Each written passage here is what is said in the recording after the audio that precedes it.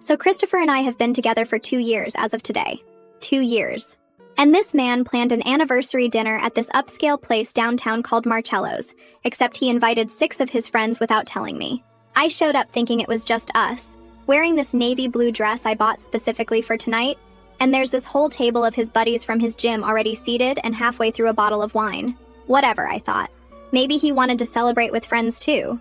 I'm not someone who makes a big deal about stuff like that. Honestly, I was just happy to have a nice evening out. I sat down next to Christopher, ordered the salmon, and tried to make conversation with his friend Nathan, who I've met maybe twice before. About 20 minutes in, right after our appetizers arrived, Christopher looked at me across the table and goes, "When are you finally going to lose weight?" I legitimately laughed because I thought he was making some weird joke I wasn't getting. His friends got quiet, but I was still smiling like an idiot waiting for the punchline. He wasn't joking. He leaned back in his chair and said, "I'm serious. You've gained 15 pounds since we started dating. It's embarrassing." The entire table went silent. I could feel every single person staring at me. I tried to keep my voice steady and said, "Can we please talk about this later?" Meaning not in front of your entire friend group. But he actually shook his head and said, "No, let's talk now." Then this man looked me dead in the eyes and said, "My ex, Catherine, was way hotter than you." I'm starting to think I downgraded. I sat there for what felt like an hour but was probably 10 seconds, completely frozen. My face was burning. I could feel tears starting, and I was trying so hard not to cry in front of everyone. I finally managed to say, "Why are you doing this?" Christopher picked up his wine glass. I thought maybe he was going to toast or something to break the tension. Instead, he reached across the table and poured the entire glass of red wine over my head. It soaked into my hair, ran down my face, completely drenched the front of my dress. I just sat there in shock, wine dripping off my chin onto my lap. He put the empty glass down and said loudly, "You deserve worse." And his friends laughed. Not all of them, but Nathan and this guy Philip were actually laughing like this was the funniest thing they'd ever seen. I stood up, grabbed my purse, and walked out. I didn't say a word. I didn't make a scene. I just left, got in my car, drove straight to Jenna's apartment, and now I'm here. Here's what I need everyone to understand. I'm not some doormat who's going to cry about this and then take him back when he apologizes. I'm not that person. I'm the girl who paid her own way through vet tech school while working 2 jobs. I'm the one who moved to Milwaukee from my hometown in Illinois with $800 in my bank account and built a whole life here by myself. I don't take disrespect, and I sure as hell don't let men treat me like garbage. But I also need to be smart about this because here's what I haven't mentioned yet. We signed a lease together 4 months ago on a 2-bedroom apartment in Bayview. Both our names are on it. All of my stuff is there. My clothes, my laptop, my textbooks from continuing education courses, photos of my dad who passed away 3 years ago, literally everything I own. And here's the other thing. About 6 weeks ago, Christopher convinced me to add him to my savings account as a joint holder. He said it was because we were building a life together and couples should have shared finances. He made this whole speech about trust and partnership and how his parents had always shared everything. Like an idiot, I actually thought it was romantic. I went to the bank during my lunch break and added him. There's about $8,000 in that account.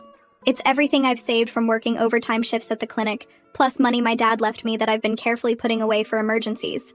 So yeah, I left the restaurant with wine in my hair and my boyfriend's laughter ringing in my ears, but I'm not stupid. I can't just storm back to the apartment and start throwing his stuff out when half of it is technically his legal residence too. And I definitely can't give him any warning that I'm about to burn his entire life down because he has access to money that took me years to save. Jenna's letting me stay here tonight. She already offered to go with me tomorrow to get my stuff, and she's texting her brother Benjamin to see what my options are for getting Christopher off the lease and out of my apartment. But right now, I'm just sitting here, still in this wine-stained dress, trying to process what the hell just happened. The thing is, there were signs. I'm looking back now and seeing them so clearly. Like 2 months ago when we went to his company picnic and he introduced me to his coworkers, he made this joke about how I eat like a linebacker. Everyone laughed, but it felt mean. Or 3 weeks ago when I suggested we go hiking and he said, "Why? You're just going to complain about being tired anyway." But tonight was different. Tonight he humiliated me in public. On our anniversary, in front of his friends. He poured wine on me like I was trash. And those men laughed. I keep replaying it in my head. The way he looked at me when he said I was a downgrade from his ex.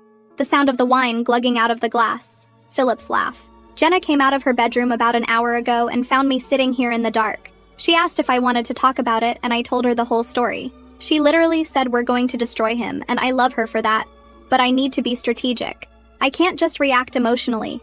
even though every cell in my body wants to march back to that restaurant and dump an entire bottle of wine on his head in front of whoever's still there. First thing tomorrow, I'm going to the bank the second it opens and removing Christopher from my savings account. I don't care what excuse I have to make. Then Jenna and I are going to the apartment while Christopher's at work. Usually doesn't get home until 6 p.m., and I'm packing every single thing that belongs to me. But that's just the beginning. He thinks he embarrassed me tonight. He thinks he humiliated me in front of his friends, and I'm going to go cry about it and maybe beg him to take me back. He has absolutely no idea what's coming. Update. Okay, so remember how I said I was going to be strategic? Yeah, well, things got messy and I found out information that makes this whole situation so much worse than I thought. I barely slept at Jenna's. Around 5 a.m. I was just staring at her ceiling, replaying the wine pouring over my head on repeat. And finally I got up and got dressed because there was no point trying to sleep anymore. Jenna woke up around 6:30 and found me already sitting on her couch with my shoes on, keys in hand. She didn't even ask, just grabbed her stuff and said, "Let's go deal with the bank first."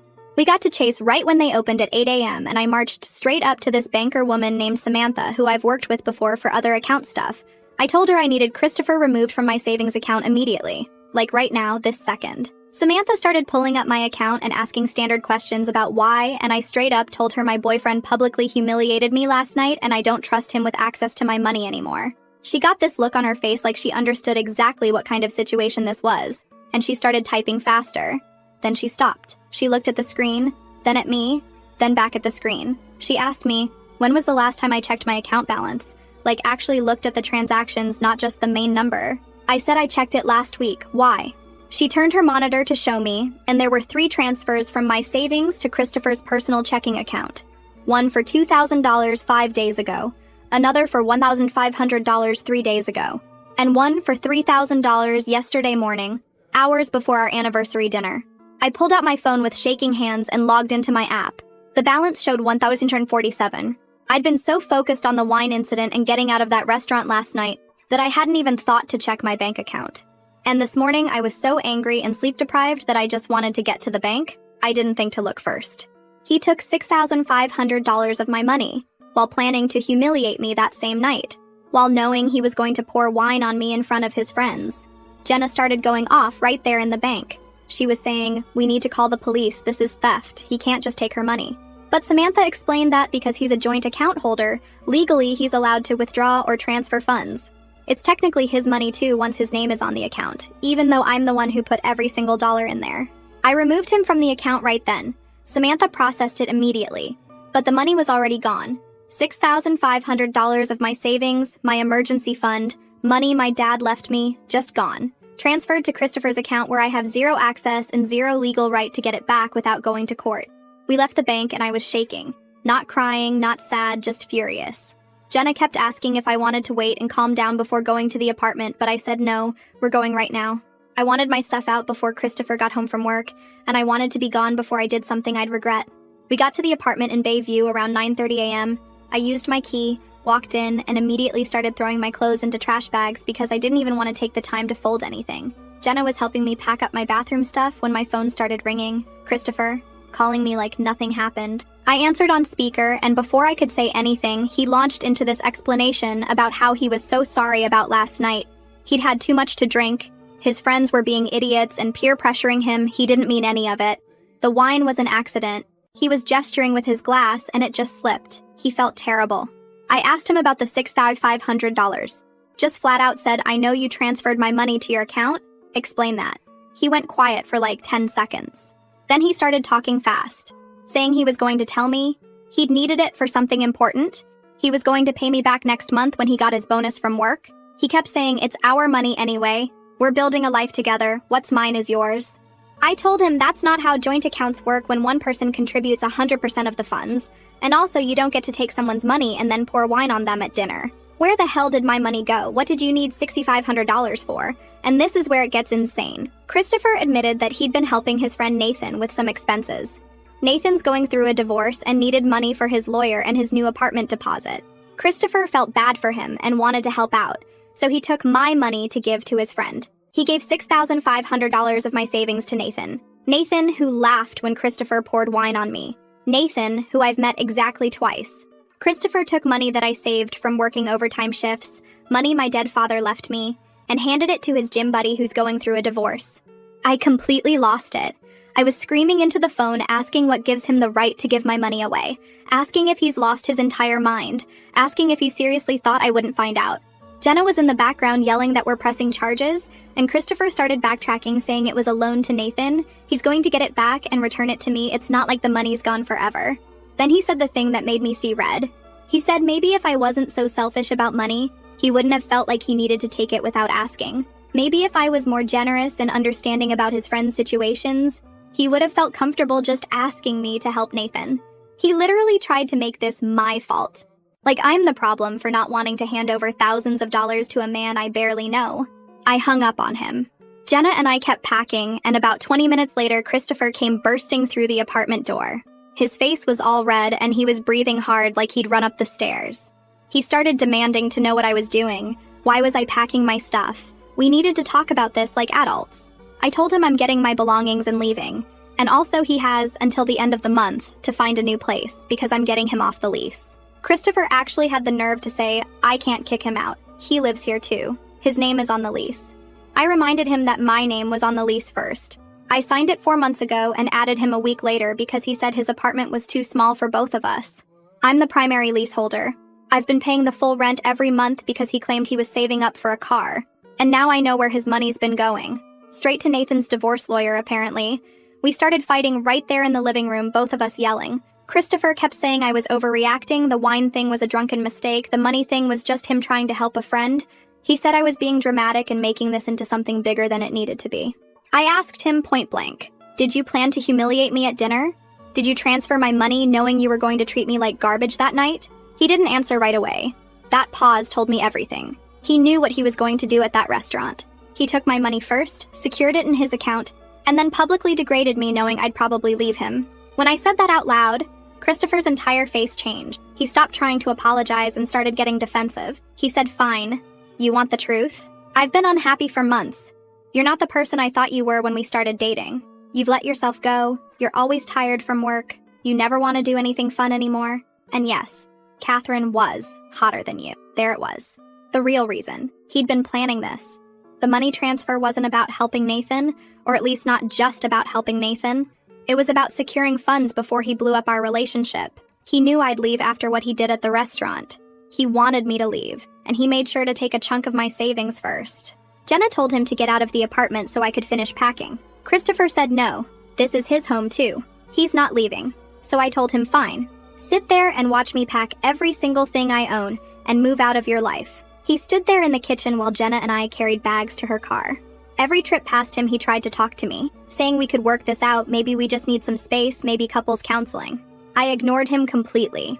On my last trip out, carrying a box with my dad's photos and my veterinary textbooks, Christopher grabbed my arm. He said he loves me, he made mistakes, but everyone makes mistakes and I'm being unfair by not even trying to work through this.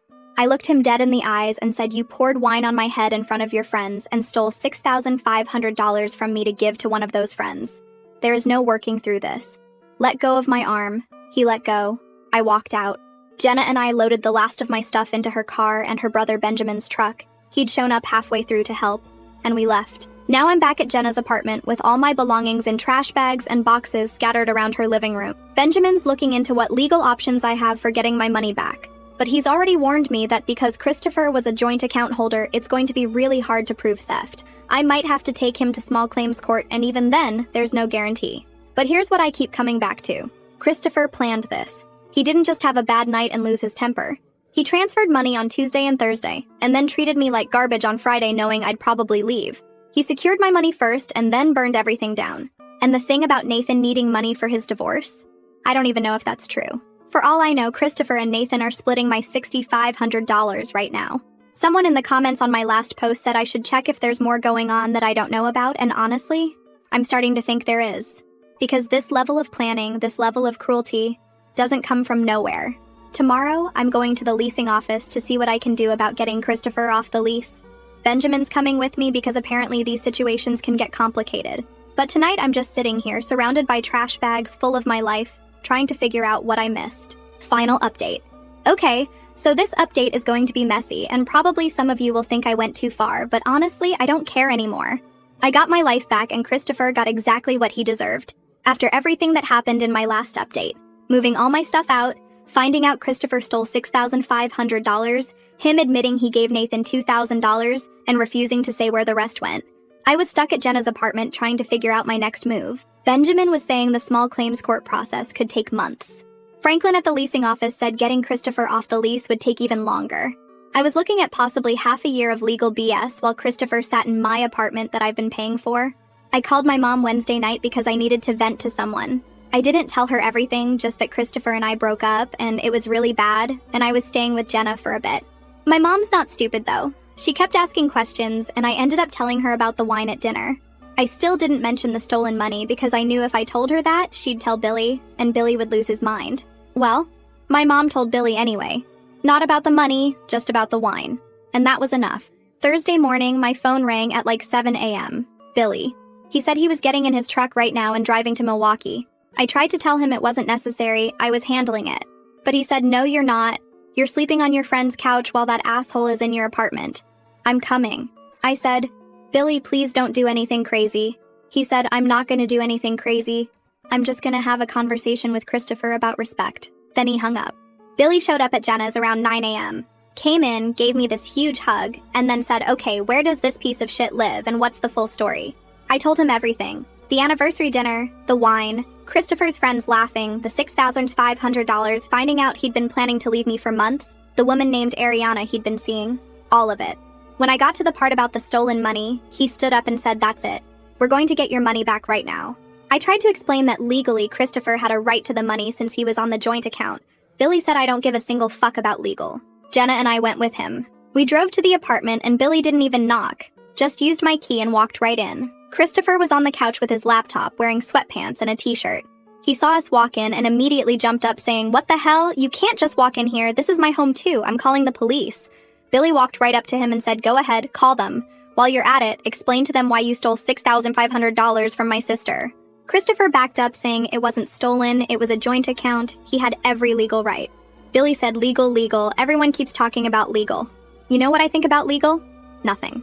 You poured wine on my sister's head in front of a room full of people and then stole her money. That's all I need to know. Christopher said Billy needed to leave or he really would call the cops. Billy said, I'm waiting. Call them. They stared at each other for like 10 seconds. Christopher didn't call anyone. Billy said, here's what's going to happen. You're going to open your banking app right now and transfer back whatever money you still have. Christopher said he couldn't, he'd already spent some of it. Billy asked how much he had left. Christopher said he didn't know, maybe $4,000. Billy said, then you're transferring $4,000 right now. Christopher said no, he wasn't doing that. Billy couldn't make him. That's when Billy grabbed Christopher by his shirt and slammed him against the wall. Not pushed, slammed. Christopher's head hit the wall and he made this sound like all the air got knocked out of him. Billy got right in his face and said my sister worked overtime shifts to save that money. My dad, who's dead, left her that money. And you took it so you could leave her after you humiliated her. You're the worst kind of coward and you're going to give her money back or I'm going to make you regret every single decision you made in the last month. Christopher tried to push Billy off and Billy punched him. Right in the face. Hard. Christopher's head snapped to the side and he dropped to his knees holding his face, blood starting to come out of his nose. Billy said, get up. Christopher stayed on the floor saying Billy couldn't do this. This was assault. He was calling the police. Billy said then call them, but you're transferring that money first. Christopher got up slowly, his nose bleeding. He got his phone out with shaking hands and opened his banking app. Billy stood right behind him watching the screen. Christopher transferred $4,200. Billy made him show the confirmation. I checked my account on my phone. $4,200 had just come in. Billy said now you're going to tell me where the rest of the money is. Christopher said he gave $2,000 to Nathan months ago. Nathan's been paying him back in installments. Billy said how much has Nathan paid back? Christopher said $800. Billy said so Nathan has $200 of my sister's money. Give me his number. Christopher tried to say Nathan didn't have the money anymore. It went to his lawyer. Billy said I don't care. Give me his number. Christopher gave him Nathan's number. Then Billy said you've got 2 weeks to get out of this apartment. Christopher started to say something about the lease and Billy grabbed him by the shirt again and said, I don't want to hear about the lease. You're going to be gone in 2 weeks or I'm coming back and we're not going to have a conversation next time. Christopher just nodded, still holding his bleeding nose. We left. In the car, Billy called Nathan right there on speaker. Nathan answered and Billy said, this is Billy. I'm the brother of the woman whose money Christopher stole. I understand you got $2,000 of that money. Nathan started stammering, saying Christopher told him it was a loan. He didn't know it was stolen. He'd already paid back $800. Billy said, I don't care what Christopher told you. You've got $200 that belongs to my sister, and you're going to return it. All of it. Nathan said he didn't have $200. He'd used it for his lawyer. He could maybe get $500 together. Billy said, you've got until Saturday to get me $200, or I'm driving to wherever you live, and we're going to have the same conversation I just had with Christopher. Nathan said, okay. He'd figure it out, just give him until Saturday. Billy hung up and looked at me. Said, you're getting your money back. All of it. I don't care what I have to do. I asked if Christopher would actually call the cops. Billy said maybe, but what's he going to say? I came over to talk about him stealing from you and things got physical? Let him call. I'll deal with it. Christopher never called the police. Friday afternoon, I was at work when Geraldine came in with her 2 dogs for their appointment. We got to talking while I was checking in her dogs, and she asked how I was doing. I don't know why, but I just told her. Told her I'd broken up with my boyfriend. Told her he worked at her husband's company. Told her his name was Christopher. She said, wait, Christopher?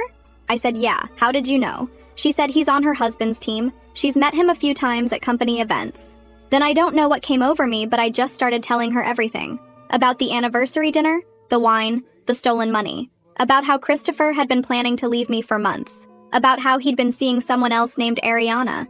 Then I told her about things Christopher had said about her and her husband. I didn't have recordings or proof, just things Nathan had mentioned to me. How Christopher would mock her appearance to the guys at the office after she'd leave. How Christopher thought her husband was clueless and easy to manipulate.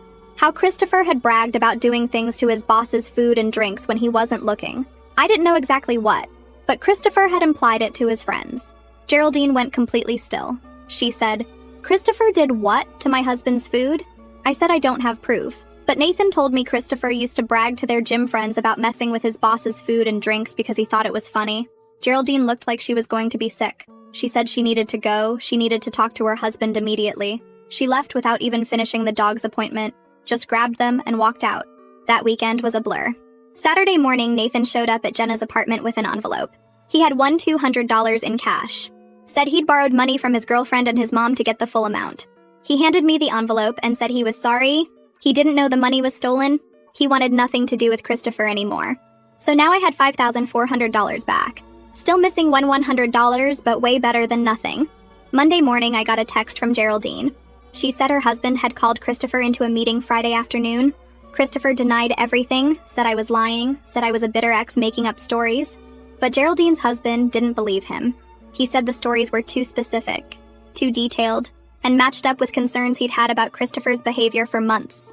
Christopher was fired. Not for provable theft or assault, but for conduct unbecoming and loss of trust. Geraldine said her husband felt physically ill thinking about what Christopher might have done to his food over the months. Then Christopher started blowing up my phone, saying Billy assaulted him and he was pressing charges, saying I'd lied to his boss and got him fired, saying I'd ruined his life. I didn't respond to any of it. Wednesday, Franklin from the leasing office called me. Said Christopher had contacted him saying he'd be moving out by the end of the month. Said Christopher claimed he couldn't afford the apartment anymore without his job. Franklin asked if I'd be taking over the full lease and I said yes, absolutely. The next 2 weeks were tense. I was terrified Christopher would actually press charges against Billy, but he never did. Benjamin said Christopher probably realized that pressing assault charges would open him up to me pressing theft charges, and it would all come out about the money and the joint account and how he'd planned the whole thing. Christopher moved out the last week of November. Billy drove back up to Milwaukee to be there when it happened, just to make sure there was no drama. Christopher had a black eye that had faded to yellow-green and a still swollen nose. He wouldn't even look at Billy, just packed his stuff and left. I'm writing this from my apartment. My name is the only one on the lease now. I got $400 of my $6,500 back. I'm still missing $100 and I'll probably never see it.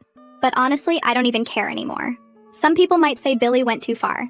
That violence isn't the answer. That we should have done everything legally through the courts. But you know what?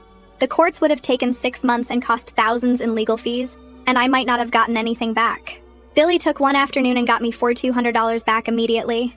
Nathan gave me another $200 because Billy scared him into it. I'm back in my apartment months earlier than I would have been through legal channels. Yeah, Christopher has a black eye and a broken nose. And honestly, he earned it. He poured wine on my head in front of his friends. He stole from me. He planned the whole thing for months. He deserved every second of what Billy did to him.